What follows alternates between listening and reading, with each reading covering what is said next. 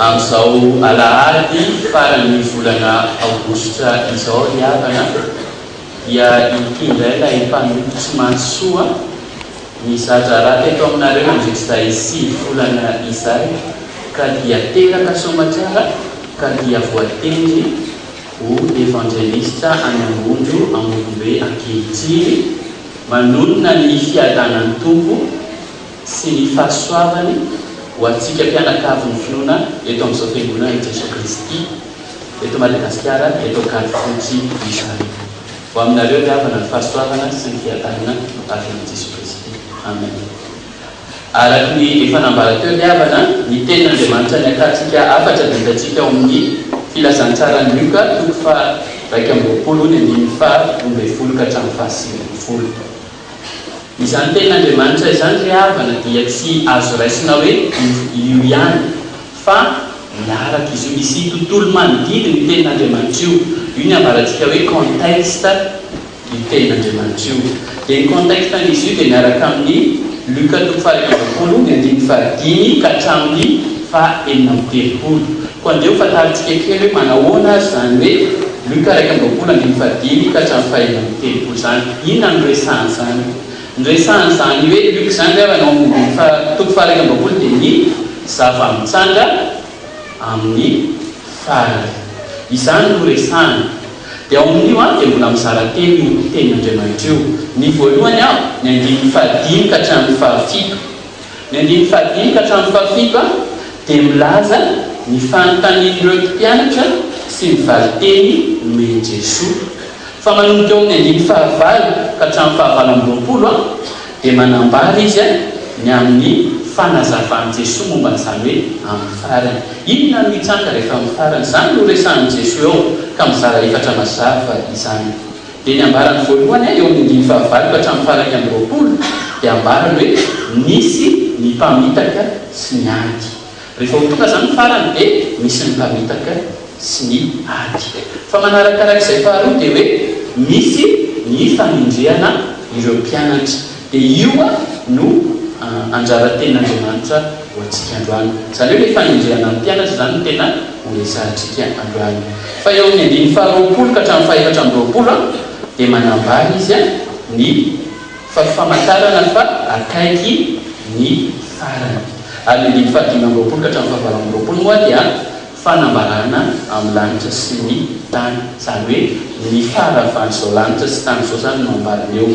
Fa ny fizarana farany amin'ny Luka 2:20 riavana dia ny 7:20 ka hatramin'ny 1:30 dia ao Jesosy dia manome torohevitra sy fampitandremana ho an'ny mpianatra. Raha izay riavana ny nambaran'i Jesosy momba ny amin'ny farany.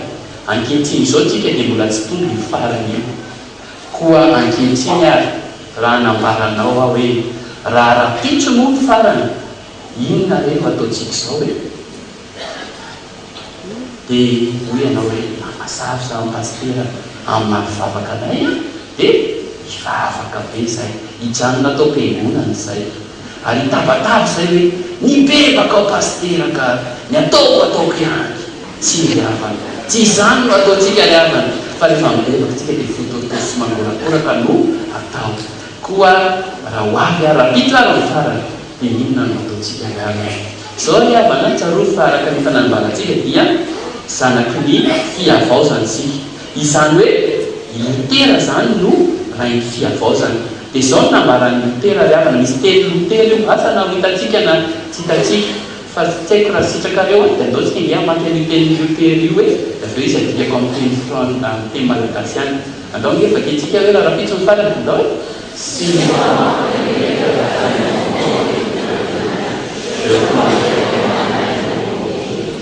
izay ny teny Lutera riavana. Raha adika amin'ny teny malagasy tsotsotra izy dia hoe raha fantatro fa raha rapitso ny farany dia mbola ambolo-paoma ihany ao. Dia hoe manina ary Lutera no manao an'izany satria efa vonona izy riavana rehefa tonga amin'ny farany satria ny kristianina dia mivavaka mandrakariva mahatoky fa miara-mandeha aminy Jesosy Kristy ka na oviana ny farany dia vonona mandrakarivantsika. Ary nareo manao mba vonona ve nareo? Mbola mampisalasala kely na ho ary andao tsika atoky fa isika tefidrikema mantsy tamin'ity volana aogositra ty dia bandrona aloha hevitra nafinaritra be amin'ity androanyity gamba no dia mba tsy tenitsony hoe mba maverina kely le izy fa mba ho atsika ny hoe inona moa ny loha hevitra tsika efidrikema tamin'ity volana aogositra ty.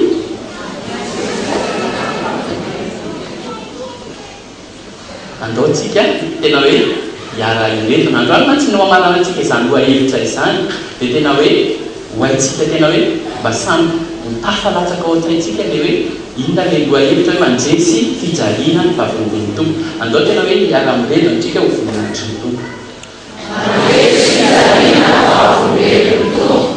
Saotratsika tompo dia andao ary raha mandresy fijaliana ny vavolombelon'ny tompo dia alahady telo zay hoe fanlalovantsika mianatsika ny momba ny tenin'Andriamanitra dia andeo tsy ahivitsika sy fitiantsika kely izany. Tamin'ny lahady voalohany dia ray aman-dreny tanjona antsika ny teto izy are mba matadidin'ny tenin'Andriamanitra tamin'izany niafatra tamin'izany efa somary efa elaela kely dia tsy tadidy fa ndeo tadidintsika amin'ny sary ary zany. Tamin'izany tsika dia nampianarina hoe Jesoa maneno mitrotro atsika ka raha tojo fijaliana isika dia tsarovy fa Jesoa dia mitrotro anao ka tsy ianao no miatrika io fijaliana io fa i Jesoa no miatrika an'io eo amin'ny toeranao. Dia tao anatin'izany nanambara ray aman-dreny tanjona hoe aza matahotra ianao raha tongotra roa ihany no hitanao fa Jesoa no mitrotro anao fa ianao tsy mandeha intsony rehefa ao anaty fijaliana ianao. Ary tsaroa fa Jesoa dia miaritra ny mafy ho anao ka izay mafy iaretanao dia tadidio fa hiaretan'i Jesoa koa izany mba hahafahanao manana fandresena. Fa tamin'ny alahady faharoa indray tsika dia inona reny hafa tsy efa mba niakaikaiky izany dia tadidy angambany sa tsy tadidy. Tamin'izay tsika dia nianatra an'ilay hoe EM momba ny fanalahidin'ny fandresena ny ianarantsika tamin'izany. Ny fanalahidin'ny fandresena dia voalohany indrindra hoe ekeo ny toeranao. Inona moa ny toeran'ny kristianina? Ny toeran'ny kristianina rehefa dia eo amin'ilay hoe toeran'ny fakahalany izao tontolo izao, hoalan'izao tontolo izao itsika rehavana rehefa tsotsonin' Jesosy Kristy. Rehefa manara-dian'i Jesosy Kristy tsika dia hoalan'izao tontolo izao kanefa ekeo fa izay ny toeranao. Aza lavina rehavana hoe za tsy anaiky hoalan'izao tontolo izao fa za nama izao tontolo izao tsy rehavana tsy namandray ianao fa mekeo izay toeranao izao. Ary manarakarak'izay dia hoe dia hoe mareta amin'ny toeranao, amin'ny toeram-pijaliana izay mety hitoeranao fa tsy maintsy hisokatra ihany angely varavaran'ny fijaliana io ho tonga fandresena manao. Tadidio tsara rehavana le fisainan'ny Japonais hoe arakaraky ny jaliana no hisokafan'ny fandresenao sy hisondrotanao bebe kokoa amin'ny fiainana. Koa tadidio tsara raha le alahady faharoa hoe ny fahalalahidin'ny fandresena dia manaiky ianao ho mipetraka amin'ny toeranao ary maharitra ianao amin'izany toeranao izany fa tsy metsiketsika. Fa ny alahady farany teo dia ny alahady fahatelo izany. Ny alahady fahatelo tsy anotanitsiny hoe inona satria mety efa tadidinareo ngambany. Niresakytsika teo ny momba ny hoe mangatara sa tsy izay le resahana teo hoe mangatara dia minoan'i Jesosy ary matokian'i Jesosy ianao.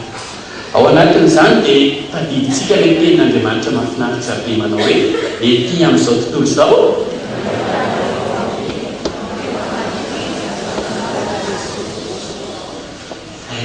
afantsitsika tamin'izay alahady telo izay.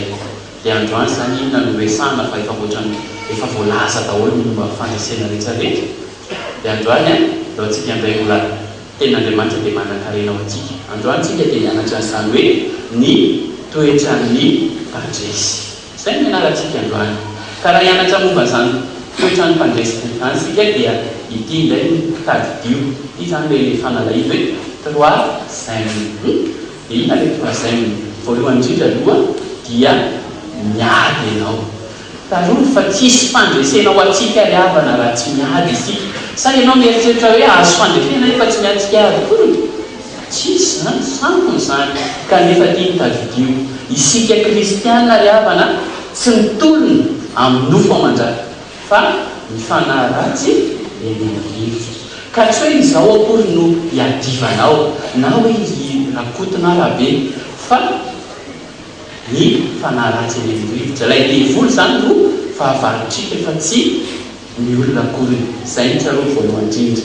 Faharoa ry havana ny faharoa dia hoe mahatoky ry havana fa Jesosy tsy miova.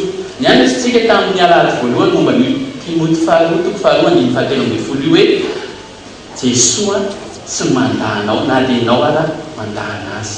Fa androany kosa dia tenteny aminao hoe manana reto toetran'i Jesoa mahatoky, kristianina mahatoky fa tsy hoe kristianina tanalahy ka rehefa atao mpiangonana dia tsara be ny mpilotsare dia tena fa rehefa mivoaky atao mpiangonana dia zava-tsafa izy tsy hiarana aza manao azany kristianina tanalahy zany fa andao tsika mba tena hoe matoky hoe kristianina ao dia kristianina trano. Fa farany ry havana amin'ny troisième nuit dia hoe maharitsitsika tadidio tsara fa isika kristianina dia tsy mpaneritsika tsy fotoana olona fotsiny tsika ndao vondrena dia samvity zay fa isika dia mpandeha hatramin'ny farany. Rehefa nahazo famonjena isika dia tazominy izany famonjena izany fa tsy hoe hatramin'ny eny tenatena ireny. Dia tadidio tenin'Andriamanitra ao Matthieu 24 efatra amby roapolo ny fahatelo ambin'ny folo hoe izay maharitra hatramin'ny farany ny vonjena. Dia andao asika hianatra amin'izay ireo toetran'ny mpandresy ireo. Ny voalohany indrindra dia ny hoe miady. Andao tsika hianatra an'izany hoe miady. Hitatsika eo amin'ny andininy faharoa ambin'ny folo amin'ny ten'Andriamanitra ity ry havana hoe raha tsy mbola tonga izany zany dia hisambotra anareo izy, hanendrika anareo izy, hanolotra anareo eo amin'ny sinagoga izy. Izany ry havana dia maneho ny ady atsehan'ireo mpianatra reto ary ady tokony atsehantsika fiangonana koa. Kanefa ry havana dia izao ny tadidio tsara. Isika kristianina tsirairay reto dia miatrika ady anankitelotsika ny endrika isehon'ny adytsika. Voalohany indrindra amin'izany dia miady amin'ny tenantsika io. Io tenantsika io ry havana mila resentsika izy io. Andao ngetrika eraka hijeren'io Matthieu toko fahaenina ambin'ny folo andininy fahaefatra amby roapolo io atakaratsika an'izany hoe mila hiadivana ny tenantsika. Matthieu toko fahaenina ambin'ny folo ny andininy fahaefatra amby roapolo.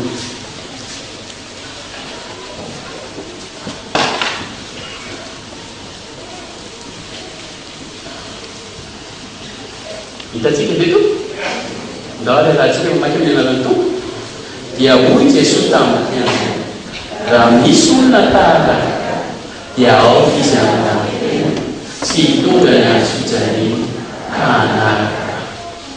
Izany ry havana no afatra voalohany indrindra ho antsika kristianina.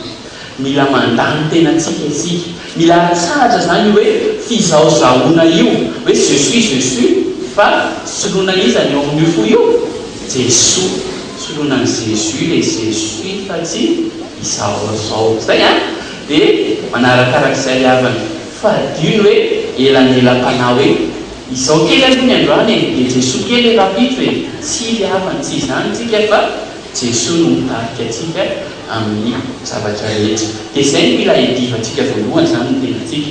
Fa manarakaraka ny tenantsika dia eo koa ny hoe ao anatin'ny fiangonana. Ao anatin'ny fiangonana tsy miafina amintsika ry havana ankehitriny fa dia maro ny olona milaza hoe fiangonana izay be tabe no milaza hoe fiangonana zao fiangonana zao. Maro ry havana no lasa fiangonana ankehitriny kanefany dia tsarovy fa be tabe ny mpamitaka. Hitatsika teo amin'ny andininy fahavalo tamin'ity tenin'Andriamanitra ity zany betsaka ny sandoka ao anatin'ireny fa nefa koa dia Jesosy ihany no manana ny marina. Fa Jesosy no manamara antsika fa izy no lalana sy fahamarinana azo fiainana. Dia ao amin'ny Jesosy ihany zany no ahitana ilay fahamarinana. Fa sandoka izay resaka ivelan'i Jesosy avy amin'ny devoly ilay mpamitaka izay ivelan'i Jesosy. Ary tsaroa fa rehefa miaraka amin'ny Jesosy tsika dia fiadanana ry havana no omeny atsika, filaminana, fitoninana omeny Jesosy atsika.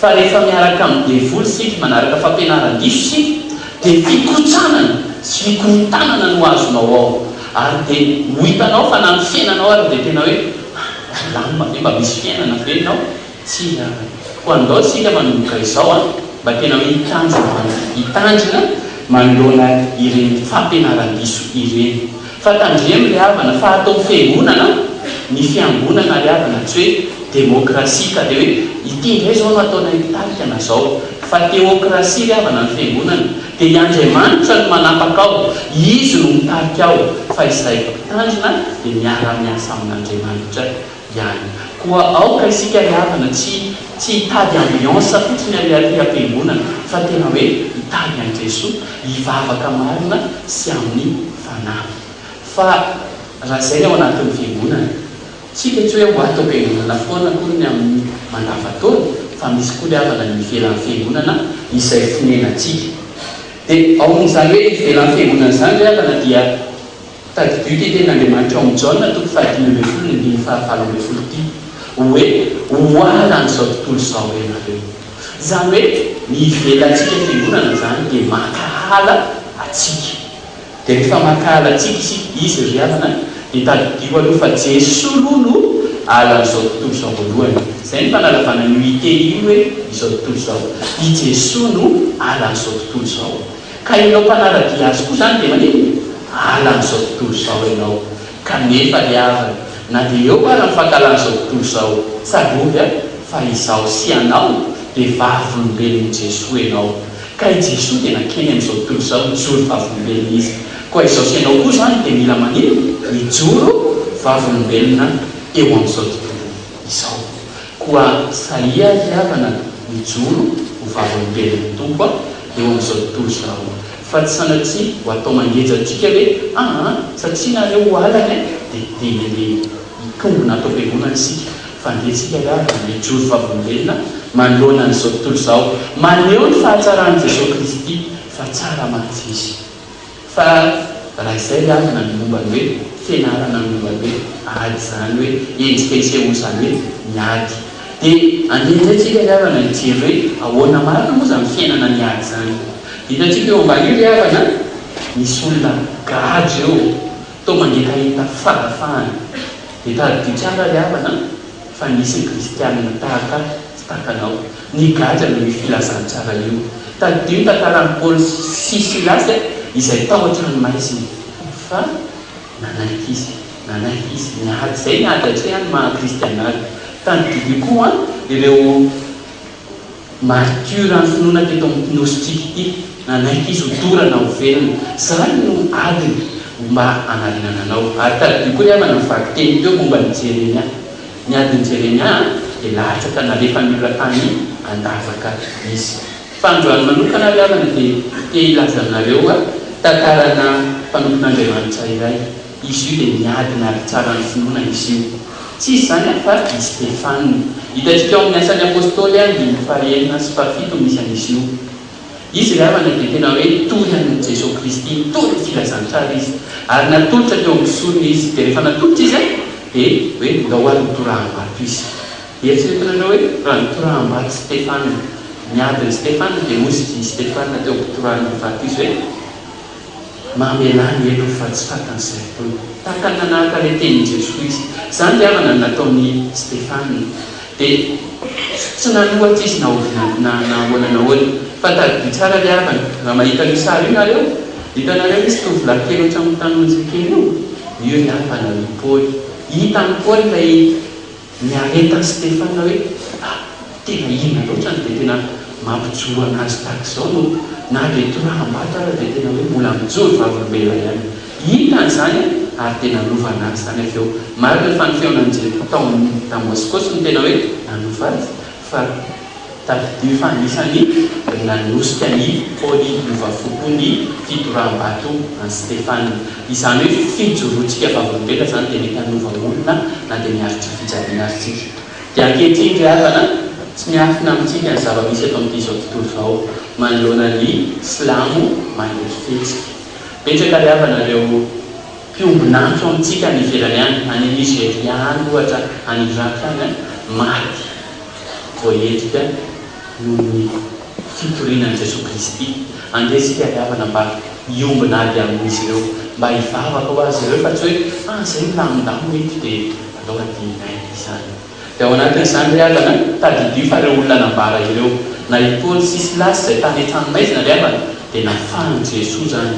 Ary hitantsika koa ny tantarany Jeremia teo fa na i Jeremia tany anakilavaka ary dia afa misy naminafaka izy. Ary reto martyr reto jere mitsika izao ry havana ny vokatsy ny fijalian'ny martyr. Ary ny Stefana ry havana afaka mba nampidroro amin'ny Paoly aveo dia tahaka izany koa ry havana ireo kristianina izay hiarany eritreritra eny amin'izao tontolo izao efa tsaroa fa mba misy koa ny Islamo efa miovafo ankehitriny fa tsy hoe taloany akory ny miovafo. Koa izao ary raha miatsikady isika ry havana dia tia no aoka ho tadiditsika. Rehefa miady isika dia mety hoe mafy izany ho sarotra amintsika izany hoe ady lalovaka izany kanefa tsarovy fa arakaraka ny apetraky ny adinao no misy fiany sy ho tsaratsara kokoa ny fandrasenao.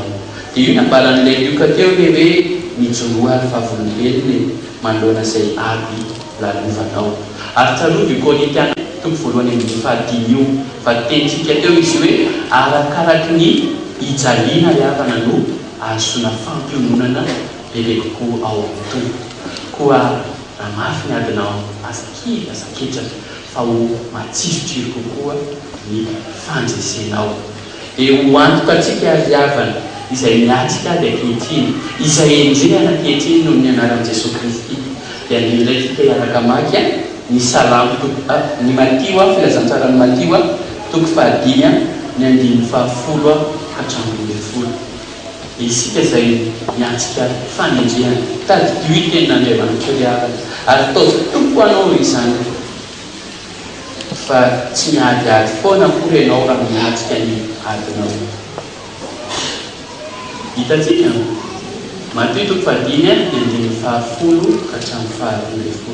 Ho hitanao fa ho anao tokoa ny fanjakan'Andriamanitra ary misy valim-pitia ho anao. Ny arahantsika mamaky izany amin'ny anarako sambatra izay enjehana no fahamarina fa azy ny fanjakan'Andriamanitra sambatra ny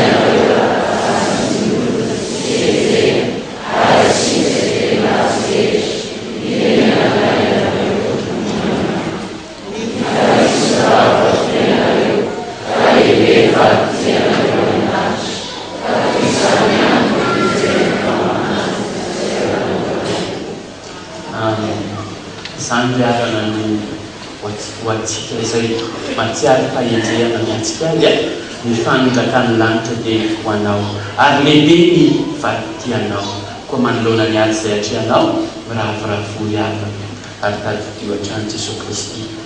Fa ny toetrany mpandraisy faharoa ry havana dia hoe mahatoky. Hitantsika ao Luka toko faha 20 ny 4:12 hatramin'ny 12 izany. Fa ahafahantsika amin'ny sainan'io ry havana dia andeha jerevantsika ny filazantsarany Matio toko faha 10 ny 5:20 hatramin'ny 20 satria mitovy ihany ireo tenin'Andriamanitra ireo fa ny any amin'ny Matio toko faha 10 ny 5:20 hatramin'ny 20 izay fameran'ny keliko antsika teo no manambara anazy mora azo sady fohifohy azo amoka tsara ry havana mitovy ihany ny tenin'Andriamanitra fa somary hoe ny Luka zany somary alafany kokoa. Dia ao ry havana dia izao nambarany Matio hoe fa raha manolotra anareo izy dia aza manahy ny amin'ny fomba itenenanareo na izay volazainareo fa omeny anareo zany amin'izany lora izany izay volazainareo fa tsy anareo no miteny fa ny fanahinareo no miteny. Izany hoe le faty-pina zany ry havana dia tsy inona fa finoana ny Jesosy Kristy ilay mampandresy atsika ilay fanantenana ny Jesosy fiankinana fiatorahantsika amin'ny Jesosy Kristy firaisantsika amin'ny Jesosy Kristy ry havana no nanantsika ny faty-pinana io ho atsarovy ary araka izany tenin'Andriamanitra izany fa i Jesosy dia miado anao ary rehefa Jesosy miado anao dia mampandresy anao izy ary Jesosy koa no miteny ho anao fa ianao kosa dia angino ary Jesosy koa no miay anao, mikarakaranao izy, manjary tanananao izy, fa ianao kosa dia ary manaiky ianao an'izany hoe ianao dia ity havana ny farany ary zava-dehibe ity dia Jesosy le havana ny manome anao, fa ianao kosa dia mandray. Mba raisinao ve izay omeny Jesosy? Mba raisinao ve izay omeny Jesosy anao? Tsarovy le havana fa Jesosy tsy sasatra miasa ho atsika. Dia tsarovy tsara le havana fa niasan'i Jesosy zany dia tsy hitatsika maso izany. Izany hoe le ato amin'ny tapany voalohany ato zany ile tsy hitatsika maso. Kanefa izany zavatra tsy hita maso zany le havana nantsona hoe finoana. Ary tsy miafina amintsika izany hoe loharan'ny finoana izany fa ina loharan'ny finoana?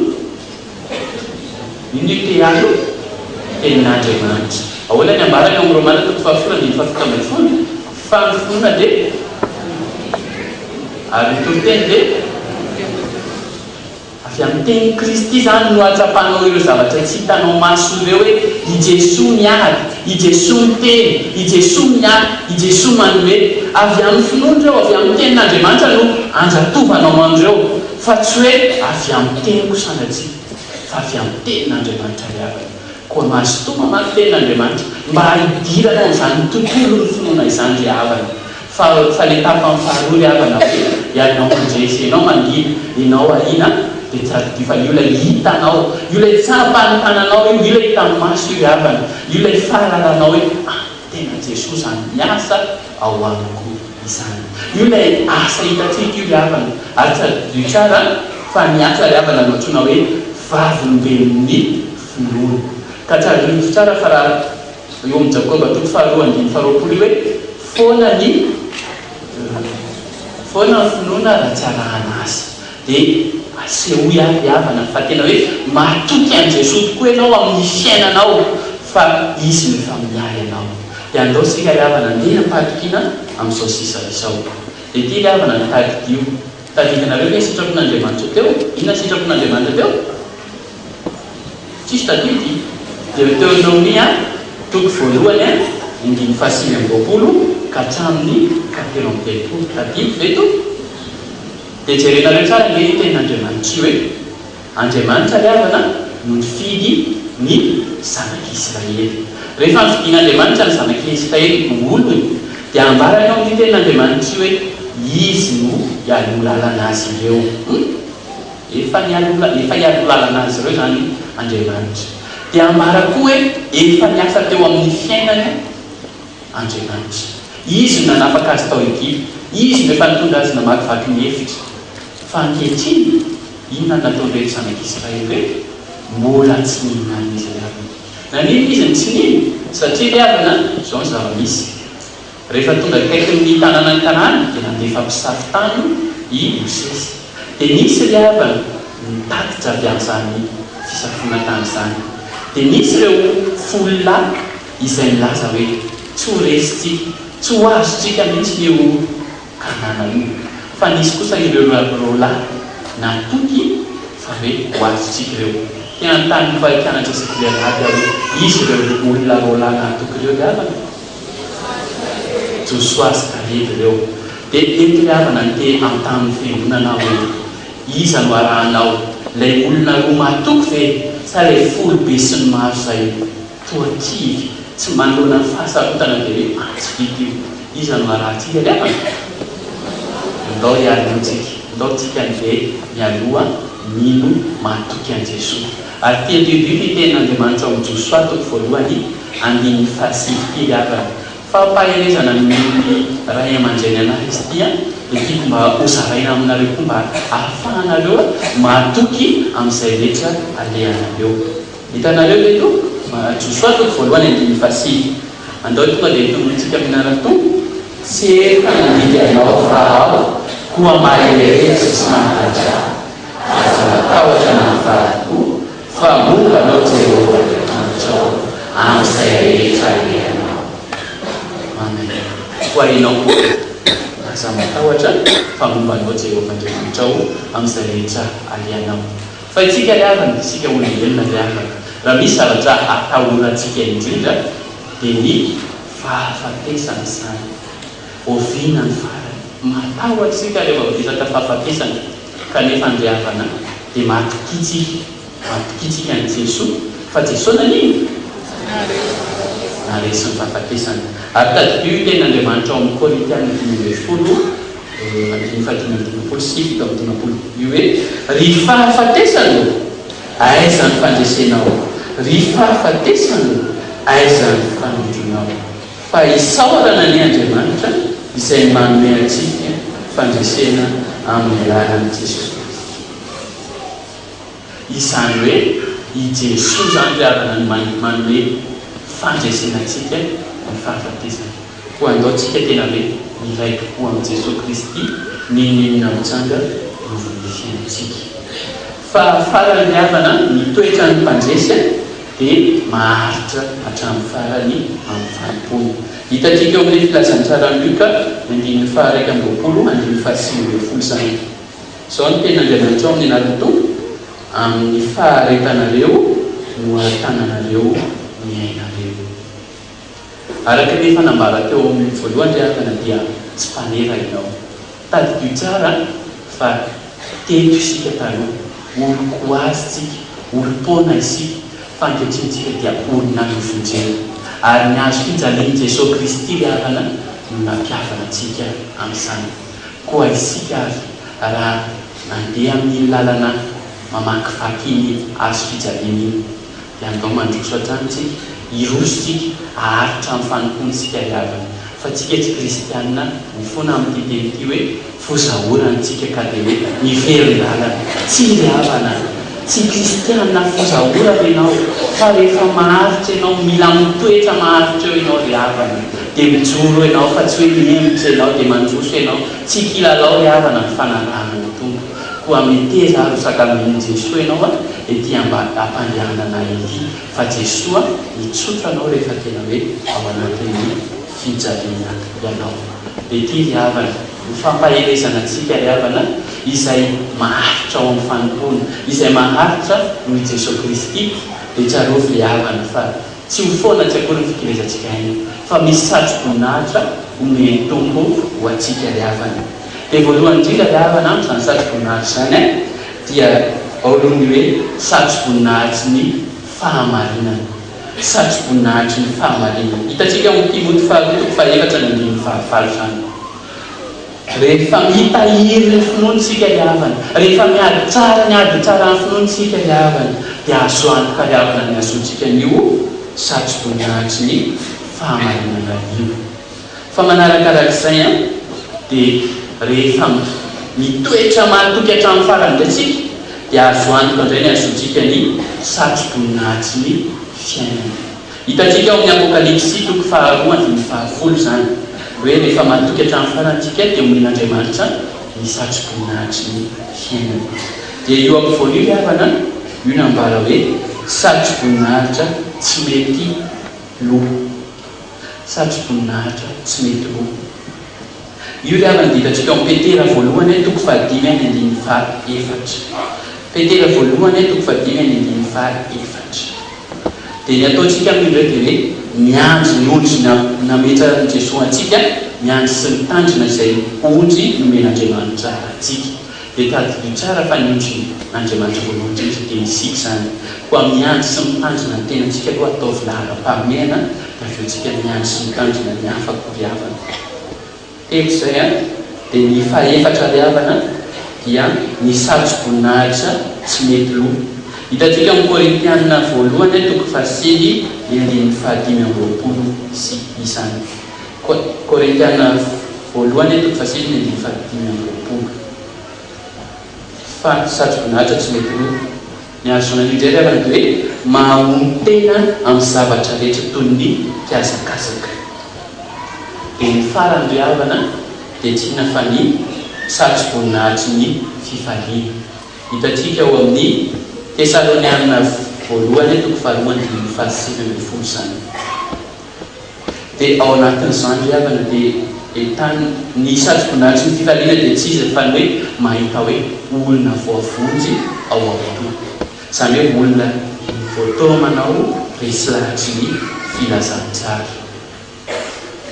izay riavana ny hoe maharitra riavana amin'ny fanompony fa ho atsika tanora manokana liavany amezatsika toriteny androany dia misy sary izy io dia mangamangy io andaotsika tanora mba amaky an'io dia hotadiditsika zany dia ho adikatsika ho andretra tafeo andao hoe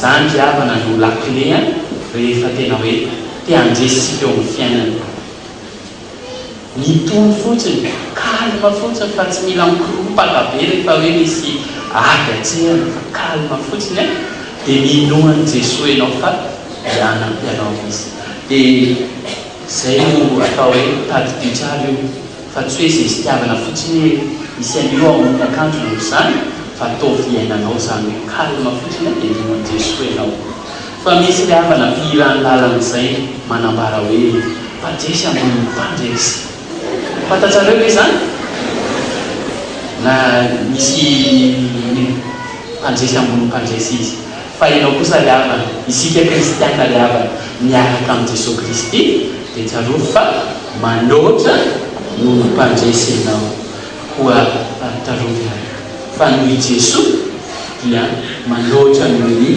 mpanjesy ianao ho fampina koa an'izao toriteny izao liavana dia misy hira ity tsy teny aminareo hoe mitsangana dia nao iray mety misy tsy ho atsika le hira fa ho alefana eto anina ny tonony dia raha mba hainao le misy dia mba andao arahana fa tena hoe voafia ao anatin'izao hira izao lay ity afa-tsy ity liavana fa tsarovy fa miatsika ady mantsika dia tena hoe mitombo no mampanjesy atsika koa andao liavana mba tena hoe arahantsika ngeky tolonay hira dia arahantsika koa le feo any dia ho azonao le hoe izay le hoe mpanjesy aho dia andao azy